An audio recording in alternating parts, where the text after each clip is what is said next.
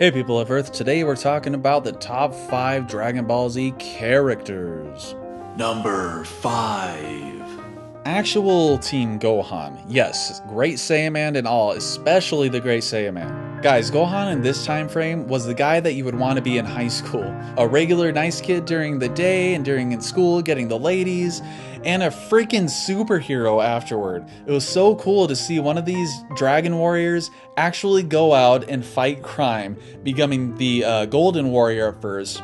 And then, of course, the Great Saiyaman with his cool outfit, especially when he rocks his sunglasses and handkerchief in the tournament. Although he had lost some power from when he fought Cell, he's still among the 2 most powerful fighters alive on Earth. Gohan is among all these massively powerful dudes that people can actually relate to, considering the Great Saiyaman arc, but afterward he got back into his badass self when he trained with the Z Sword, of course, getting way stronger, getting his potential unlocked, becoming Ultimate Gohan, which of course was one of the most badass power-ups of the series, fighting Super Buu, thereby becoming the strongest unfused or absorbed characters in the series. Of course, kicking the shit out of Super Buu, stating, "Fight you, I'm here to kill you." Numero 4. Future Trunks. Obviously, when this guy first appeared, it was one of the coolest points in the series. Just this mysterious kid showing up and quite easily dispatching of Frieza and King Cold after showing off that he was a Super Saiyan. Very mysterious stuff.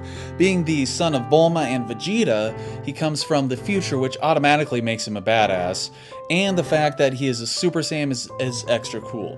And only the second one that we see in the series. On top of his repertoire of coolness, he has a sword which he uses to slice the crap out of Frieza. So in his first appearance, he has gained enough coolness to rival most of the characters in the show. He does possess a massive amount of power and potential, and really shows it off when he fights against Perfect Cell after training in the Room and Spirit of Time to Super Saiyan Grade 3, which he also has the coolest looking Super Saiyan hair. So when he goes back to the future, he has some very satisfying moments in basically getting revenge on future Android 17 and 18, as well as easily killing Cell. Now Trunks as a character is just a genuinely good person who mainly just cares about saving his future and protecting people. This is especially apparent in Dragon Ball Super, spoilers for Dragon Ball Super. When Goku Black arrives and Zamasu, Trunks shows off how powerful he has become, even obtaining a new transformation and using basically the hope of the people in using a Spirit Bomb sword and cutting the bastard in half with his Spirit Bomb sword. And that is why Trunks is the bomb. Number 3. Ten Shinhan, aka Tien. This three-eyed powerhouse is a very unique character in his own right. Kind of a loner, he tends to keep to himself other than having his friend Chaozu with him, seemingly at all times. He is, however, always there during tough times, debuting during the 22nd Budokai arc. In Dragon Ball, he was introduced as basically Goku's main rival, or the antagonist of the arc, eventually deciding of his own accord, with some help from Master Roshi of course, to shun the Crane School, which was the school that he was attending. Wanting to become assassin, he decides to be a good guy. In that arc, he eventually narrowly defeats Goku, winning the tournament, showing that he is one of the strongest under the heavens.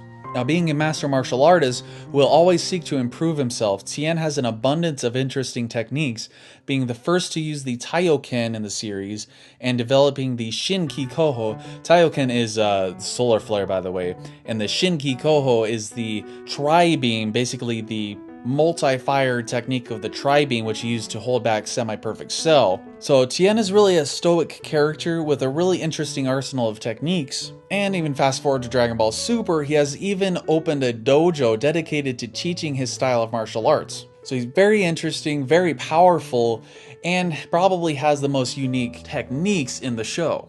Number 2. Vegeta, one of the most developed characters in the series, and a ruthless one at that. Being the main villain of the Saiyan saga, he showed off that ruthlessness when killing his own ally, Nappa. What a prick. He is also tough as nails, able to take a Spirit Bomb and still stand, and of course played an integral role in the Namek Saga, though for selfish reasons in dispatching most of the Frieza soldiers, the more powerful ones. That is until of course the Ginyu Force arrived and Vegeta had that badass fight with Recoome, and using that Final Flash-esque attack, the blue one, so cool. Basically, I see that as a Final Flash precursor. So this is just one of the many badass moments. And other badass moments including the first time he goes Super Saiyan against Android 20, of course the ascended form of Super Saiyan, and he kicks the crap out of Semi-Perfect Cell, and of course we have the final flash against Cell when he's able to destroy half of Cell's body. And of course we have that amazing fight between Super Saiyan 2 Goku and Vegeta,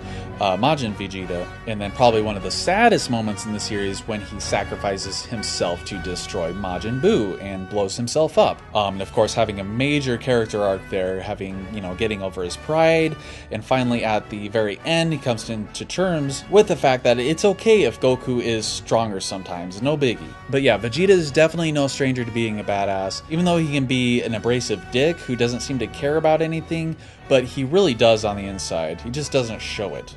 The Dragon Warriors or Z Warriors are very lucky to have such powerful force at their side, even if all he cares about is his family and getting stronger.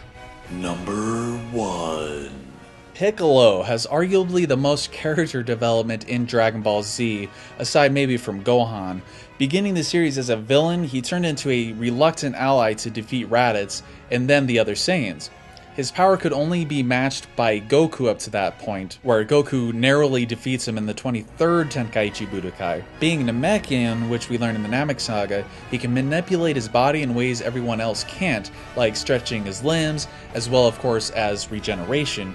He also kind of stands in his own tier of power, being above the human level characters, but below the Super Saiyan characters after they reach their ascended forms. However, he is throughout the series able to keep up with the Saiyans mostly, despite having no transformations, just through training and of course fusions with Kami and Nail, and fusing with Kami to fight the androids, bringing him equal to Android 17 level. Now, of course, these are two of the most badass points in the entire series. He's a fairly stoic character and a tactical fighter, having a plethora of interesting techniques and devastating techniques, including the Hellzone Grenade and, of course, the Special Beam Cannon. Technically, the first villain of the series to side with the heroes, maybe aside possibly from Tenshinhan, and eventually he becomes a major asset to their team.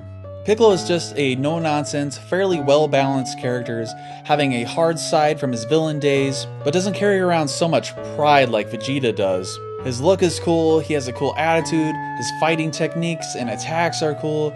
There's really nothing uncool about Piccolo. He also always trains like Tien, and not to mention he trains the shit out of Gohan. Well, that's my list of the top 5 characters in Dragon Ball Z. Of course, let's have some fun with this and write your own list in the comments too. Of course, if you like the video, share it out. Thanks for watching. Take it easy.